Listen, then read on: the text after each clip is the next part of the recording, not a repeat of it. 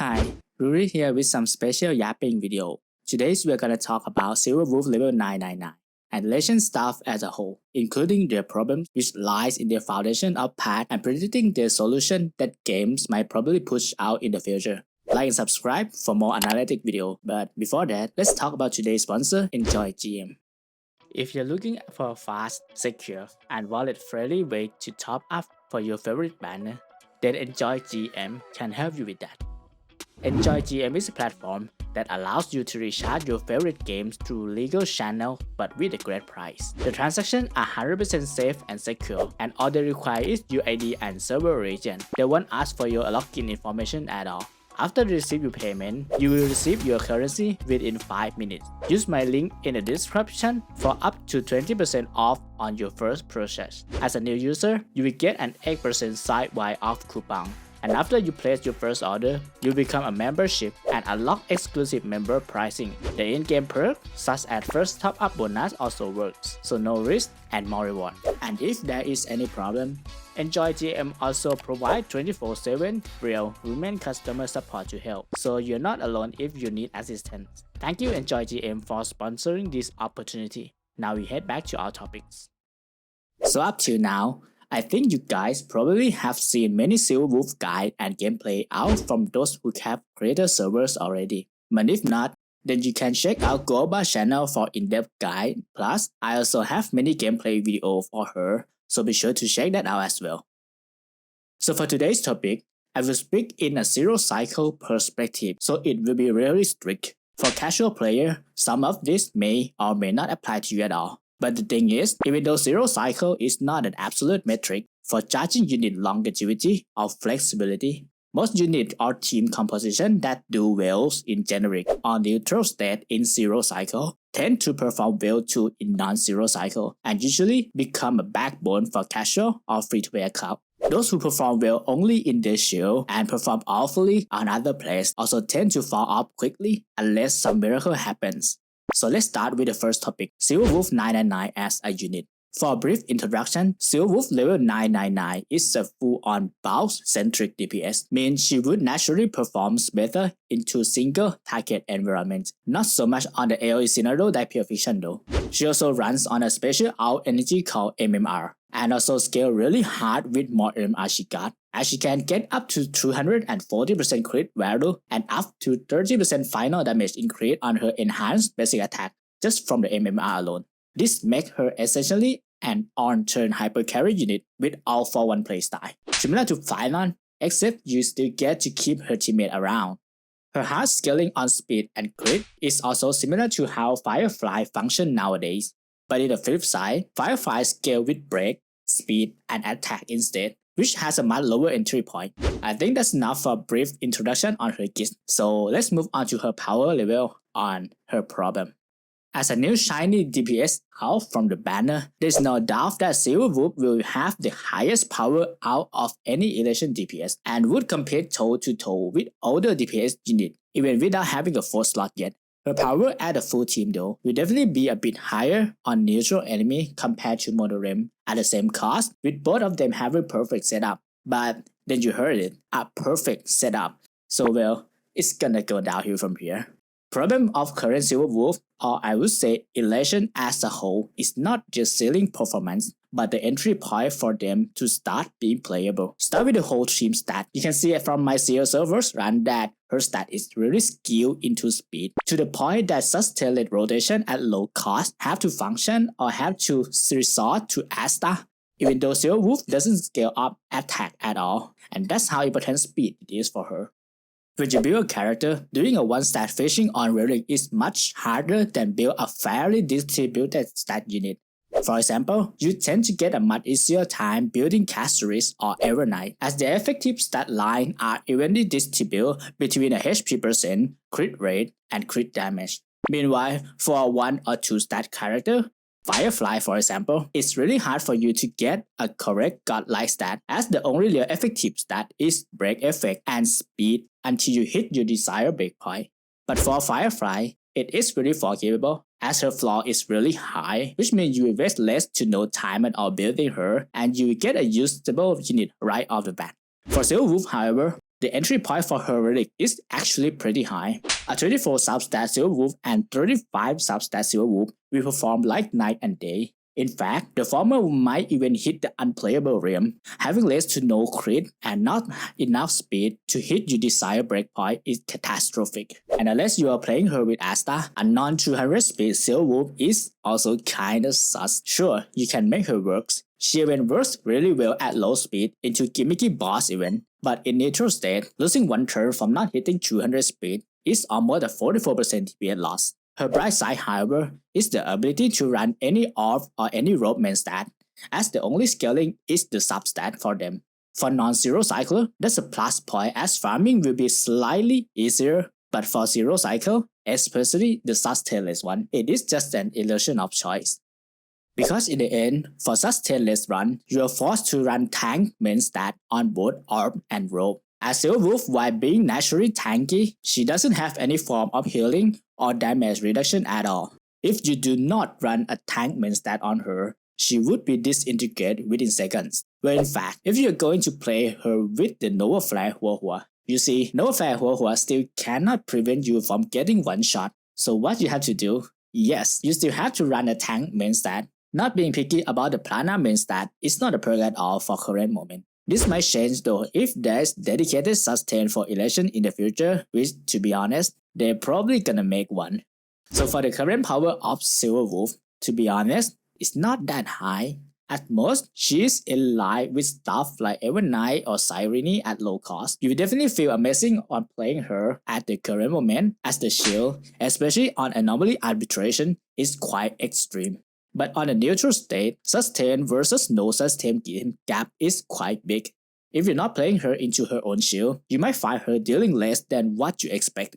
She's also one of the units that scale extremely hard on the whole Team Eidolon and Signature Lycon.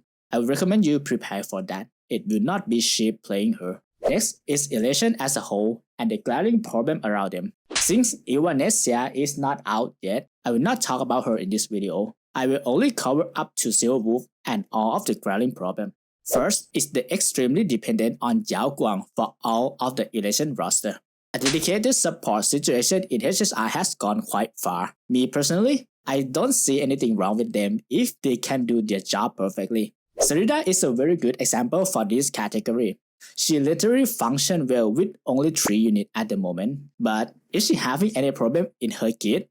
Yeah, if the problem fatal, not really. And do you need to pay more J to fix her problem? Also not really. And if you ask, is Sarita worth it for those 3 units? Yeah, she's fantastic for those 3 units despite being useless anywhere else. Now we look at the Yaoguang kit. She's the only unit that can force AHA instant, and also the only unit who can give buff as an Elation character. Her max energy is 180, and with how Silverwolf functions in a team, you really want to get that first turn ultimate no matter what. But without her signature light cone, it is near impossible for you to get that turn 1 ultimate, unless you are running Huohua. Then you see her buff, a traditional on-turn buff with 20% raise pen, additional damage on attack, and some vulnerability on her Elation skill, with the only aura buff being her skill, which gives Elation percent proportional to her own Elation. For a traditional team, a traditional buff is completely fine. Sometimes it's even better because you can extend it by casting those out or those skills within your DPS turn, giving 100% buff coverage and longer buff than it should be. However, for Silverwolf team, it's not the case at all. Silverwolf is an extremely fast unit, means she will run any on-turn buff out within seconds. Plus, you can see that in turn out casting is not possible at all for Silverwolf, as she will immediately kick out her teammate when she starts doing her enchant basic attacks. This means the extension is not possible. Even with the Yaoguang rest pen buff that lasts for 3 turns, the certified banker is not. All it takes to run out of certified banker is Silverwolf normal skill into wrong out timing, into first enhanced basic attack, and if her second turn lands before the next AHA instant, you're completely done. Moreover is her ultimate rotation. Even with Huohua, if you don't have Yaoguang signature light cone, it will take at least 4 turns or at least 220 AV to get her second out. Remember, each Silverwolf ultimate rotation takes only 110 to 120 action value at most. So we're looking at a 50% downtime on the 20% race pen buff. Not to mention that Yaoguang out is not enough to recharge Silverwolf in one go at E0. You will always short of MMR. So what's the solution? E1 S1. So Ruri, does it mean I should drop Yaoguang, or should I not just pull Yaoguang at all? No, absolutely not. Even though there's problem revolving around her kit, she's still the only unit that gives out much needed undiluted buff for Silverwolf. The fourth AHA instant also recharges Silverwolf MMR really fast, so yeah. And how about EMC instead of Yaoguang? Well, if you remember about Yaoguang buff downtime for Silverwolf, EMC just take that into next level.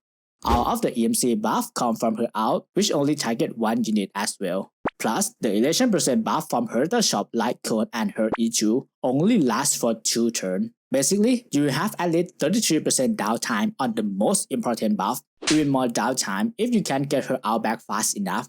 And EMC has 160 max energy. All road leads down to the same unit. You need a team-wide energy recharger, which only Hua can do that. But to everyone's knowledge, Huahua's sustain capability is not as reliable, so the only hope is for Elation to have their dedicated sustain, and that unit should be able to fix all the problem, well, hopefully. As for Sparxie, even though it is a very synergistic combo between Sparxie and Silverwolf, Silverwolf doesn't strictly need Sparxie to perform well. It is true that Sparxie can pump out 3 or 4 loot buff at once, and also pump out tons of MR for Silverwolf, but compared that to 20% rest pen, 60% vulnerability, and elation percent that Yaoguang provides, it is not close at all. Not to mention that Yaoguang also provides 3 punch line on every action and 5 more on outcasting, so yeah.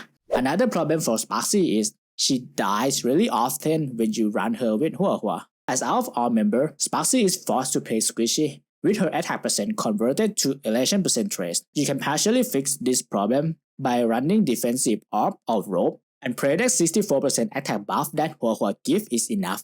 However, unless you are having quite a bit of attack substat and a signature light cone, you're gonna miss out so much attack, which is quite unfortunate. I will not talk about team splitting potential yet because it is quite unfair for Elation, as currently they only have 3 characters at the moment, while Monorealm has 4 characters. I will definitely talk about this in the future though. But in short, the Yaoguang dependency right now makes team splitting looks hard to me, but we never know.